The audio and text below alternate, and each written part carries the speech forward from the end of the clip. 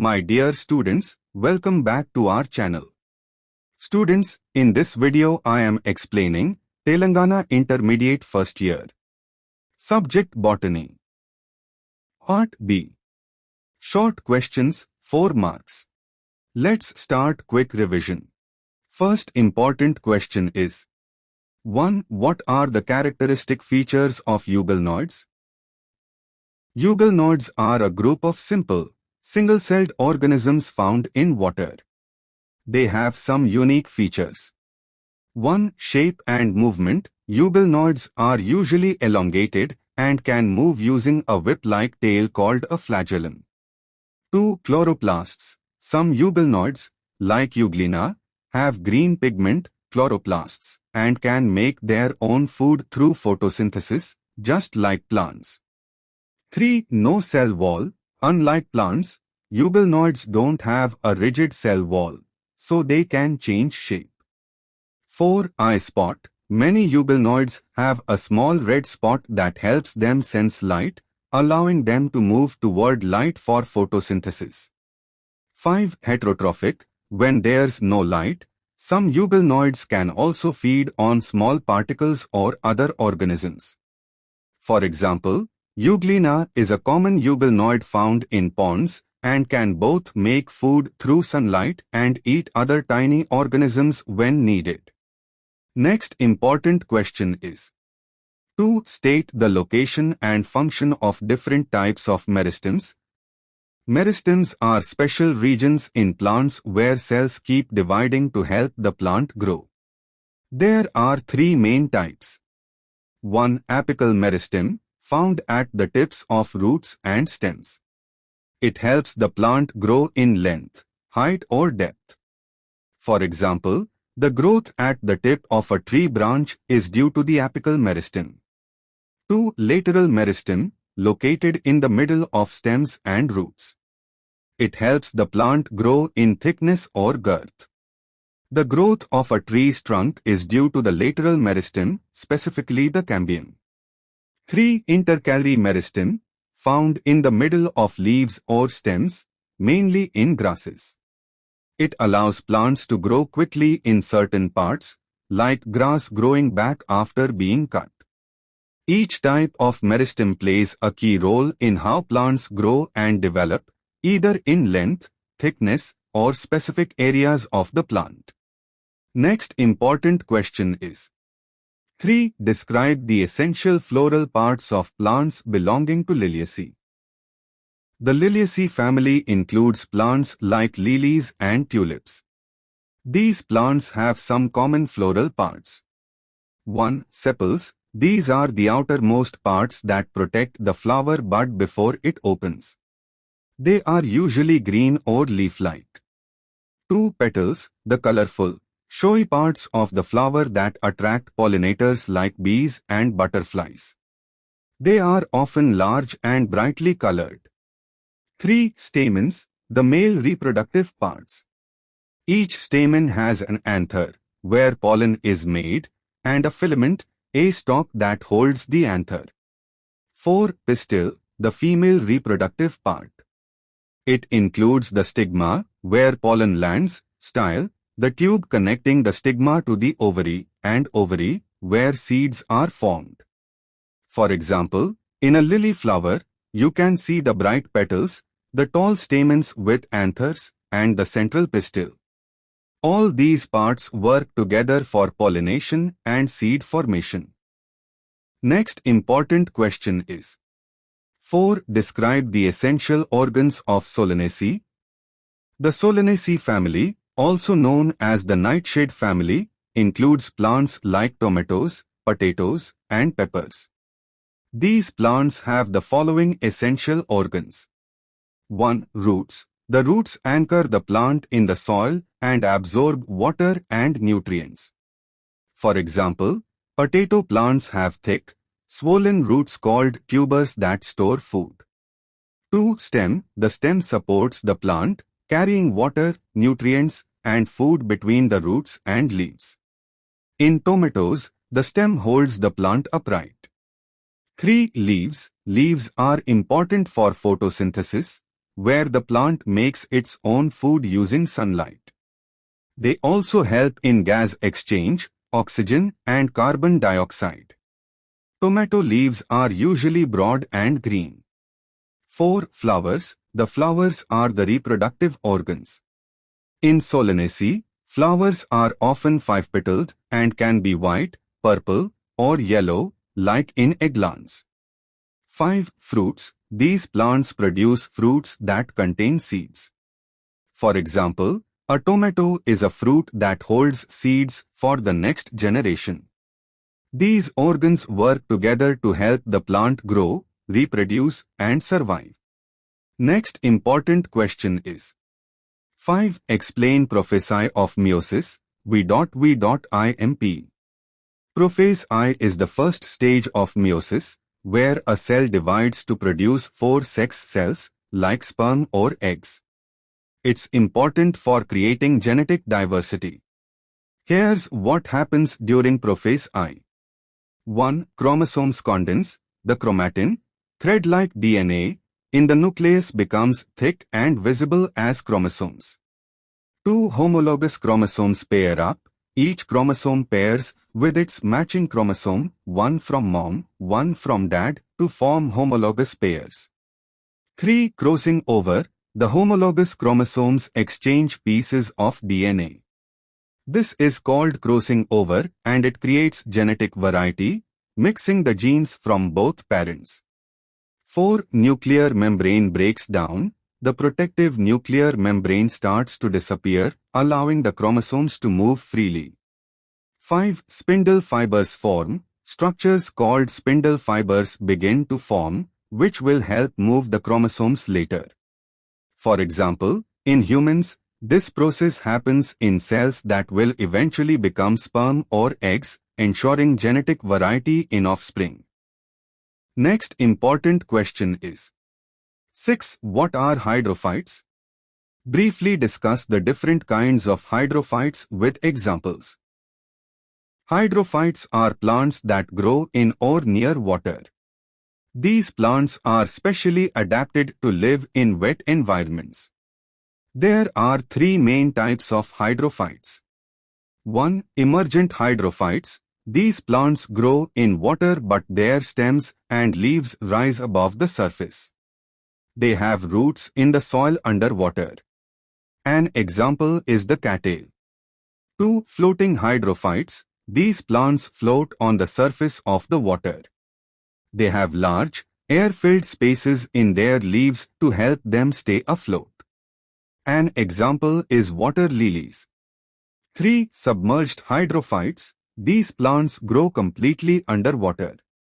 Their leaves and stems are submerged, and they absorb nutrients directly from the water. An example is hornwort. Hydrophytes have special features like thin or no cuticle, wax layer to allow water absorption, and air spaces in their tissues to help them float or survive in water. Next important question is 7. Describe the cell organelle which contains chlorophyll pigments. V.V.IMP. The cell organelle that contains chlorophyll pigments is called the chloroplast. Chloroplasts are found mainly in the cells of plants and algae. 1. Function. Chloroplasts are responsible for photosynthesis, a process where plants use sunlight, water, and carbon dioxide to make their own food, glucose. During this process, chlorophyll, a green pigment in the chloroplast, captures sunlight. 2. Structure. Chloroplasts have a double membrane and contain stacks of disc-like structures called thylakoids, which hold the chlorophyll. These thylakoids are arranged in stacks called grana. 3. Example. In a plant like a leaf, chloroplasts are abundant in the cells, especially in the green parts. This is why leaves appear green because of the chlorophyll inside the chloroplasts. In simple words, chloroplasts help plants make food using sunlight and give plants their green color. Next important question is 8. Give a brief account of dinoflagellates. Dinoflagellates are a type of single-celled organism found in water, especially in oceans. They are part of a group called protists. Here are some key points about dinoflagellates. 1. Shape and movement. Dinoflagellates have two whip-like tails called flagella that help them move. One flagellum is around the middle of the cell, and the other is along the length of the cell. 2. Photosynthesis. Many dinoflagellates contain chlorophyll, which allows them to perform photosynthesis and make their own food using sunlight, just like plants. 3. Bioluminescence. Some dinoflagellates can glow in the dark. This glowing happens when they are disturbed, creating a beautiful light show in the water at night. 4. Example, Noctiluca is a well-known bioluminescent dinoflagellate. Some dinoflagellates can also cause harmful algal blooms, known as red tides, which can be toxic to marine life.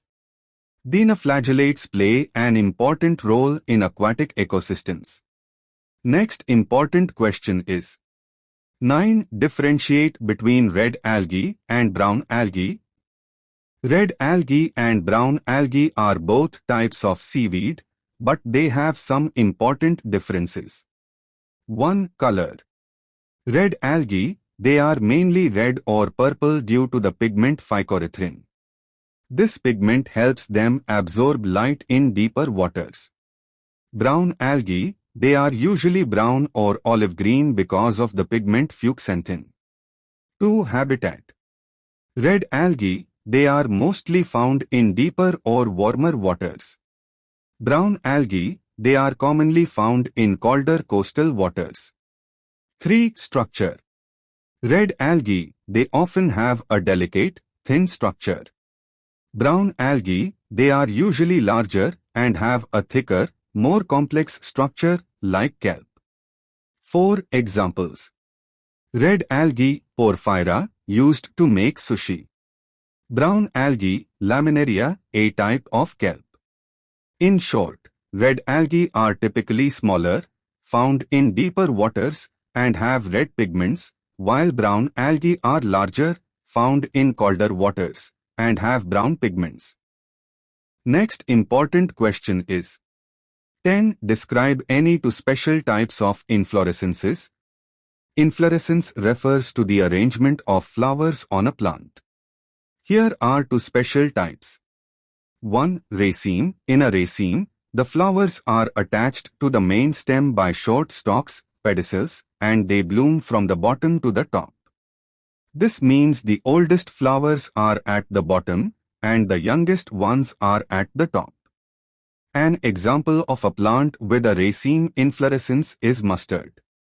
2. Umbel. In an umbel, all the flowers arise from a single point at the top of the stem, like the spokes of an umbrella. The flowers are attached at the same level, and the inflorescence has a flat or slightly rounded shape. An example of a plant with an umbel is onion. These two types of inflorescences help the plant spread its pollen efficiently, attracting pollinators. Next important question is 11. Distinguish between asexual and sexual reproduction. Why is vegetative reproduction also considered as a type of asexual reproduction? Asexual reproduction and sexual reproduction are two ways plants and animals reproduce. 1. Asexual reproduction. This type of reproduction involves only one parent and the offspring are identical to the parent. There is no mixing of genetic material. Examples include budding in yeast or vegetative reproduction in plants, like when a potato grows from a tuber. 2. Sexual reproduction. This involves two parents, and the offspring inherit traits from both. It involves the fusion of male and female sex cells, like sperm and egg. Examples include the reproduction of humans and flowers that need pollination. Vegetative reproduction is considered a type of asexual reproduction because it doesn't involve seeds or gametes, sex cells. Instead, A new plant grows from a part of the parent plant, like a leaf, stem, or root. For example, strawberry plants grow new plants from runners, and potatoes form new plants from their tubers. Next important question is 12. Describe the structure of nucleus. The nucleus is the control center of a cell, directing its activities. It has the following main parts. 1. Nuclear membrane. This is a double-layered membrane that surrounds the nucleus, protecting it and controlling what enters and leaves through tiny pores. 2. Nucleoplasm. This is the jelly-like substance inside the nucleus, where other parts float. It contains water, ions, and other molecules that support the nucleus. 3. Chromatin. Inside the nucleus, the chromatin consists of long strands of DNA and proteins. When the cell is ready to divide, the chromatin condenses into chromosomes, which carry genetic information. 4. Nucleolus. This is a small, dense structure within the nucleus. It makes ribosomes, which are important for protein production in the cell. An example is the human cell, where the nucleus contains the DNA that guides growth, repair, and reproduction of the cell. Next important question is 13. Write a brief account on classification of xerophytes. Xerophytes are plants that are adapted to survive in dry, arid environments with little water. They are classified into 3 main types based on their adaptation to water scarcity. 1. Drought avoiders. These plants survive dry conditions by going dormant during the dry period. They remain inactive until water becomes available. For example, desert annuals like certain wildflowers only live for a short time after rainfall and then die. 2. Drought tolerators. These plants can withstand long periods of dryness by storing water in their tissues. Cacti are a good example. They store water in their thick stems and have a waxy coating to reduce water loss. 3. Drought escapers. These plants escape the harsh conditions by growing rapidly during the rainy season and completing their life cycle quickly. Lichens are an example. They thrive when moisture is available but can survive when it is dry. These adaptations help xerophytes survive in challenging environments. Next important question is 14. Enumerate the morphological adaptations of xerophytes. Xerophytes are plants adapted to survive in dry environments. Here are some key morphological adaptations that help them conserve water. 1. Thick, waxy cuticle. The outer layer of leaves or stems is covered by a thick waxy coating that prevents water loss. For example, cactus plants have this feature. 2. Reduced leaf surface. Many xerophytes have small or modified leaves to reduce water loss. Cacti have spines instead of leaves, which help reduce evaporation. 3. Deep root systems. Some xerophytes have deep roots that can reach underground water sources. For example, mesquite trees have long taproots to access water deep in the soil. 4. Succulent tissues. Some xerophytes store water in their stems or leaves, like aloe vera or cactus, which have fleshy, water-filled tissues. 5. Stomatal control. Xerophytes have fewer stomata, pores for gas exchange, or can close them during hot, dry times to prevent water loss. These adaptations help xerophytes survive in dry, water-scarce conditions. Next important question is 15. Though redundantly described as a resting phase, interphase does not really involve rest. Comment. Interphase is often called a resting phase, but it doesn't actually involve rest. It's a time when the cell is very active and preparing for division. Interphase has 3 main stages. 1. G1, growth phase 1. The cell grows, makes proteins, and carries out normal functions. It also checks for damage to DNA. 2s. Synthesis phase. The cell replicates its DNA, so each chromosome has 2 copies, ready for the next division. 3g2. Growth phase. The cell continues to grow and prepare for division. It checks that DNA replication is complete and makes any final preparations. Even though the cell isn't dividing during interphase, it is busy growing, copying its DNA, and making sure everything is ready. For example, a human skin cell spends most of its life in interphase, carrying out regular activities like producing proteins before it divides. So, interphase is a very active phase, not a resting one. Next important question is 16. Describe the arrangement of floral members in relation to their insertion on thalamus. The arrangement of floral members refers to how different parts of the flower are attached to the thalamus, the part of the stem where the flower parts are inserted. There are different types of arrangements. 1. Hypogynous. In this arrangement, the floral parts, sepals, petals, and stamens are attached below the ovary. The ovary is positioned at the top. For example, in a lily flower, the ovary is above the floral parts. 2. Perigynous. Here, the floral parts are attached around the ovary, forming a cup-like structure. The ovary is in the middle, and the floral parts surround it. An example is the cherry flower. 3. Epigynous. In this case, the floral parts are attached above the ovary, making the ovary look like it's sitting in a cup.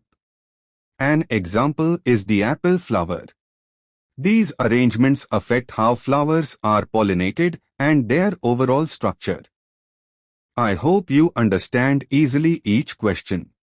All the best, students, for your upcoming exam. For other subject quick revision. Important questions. Previous question papers. And syllabus. Links are available in description. Check out once. Thank you for watching. Like and share this video with your friends.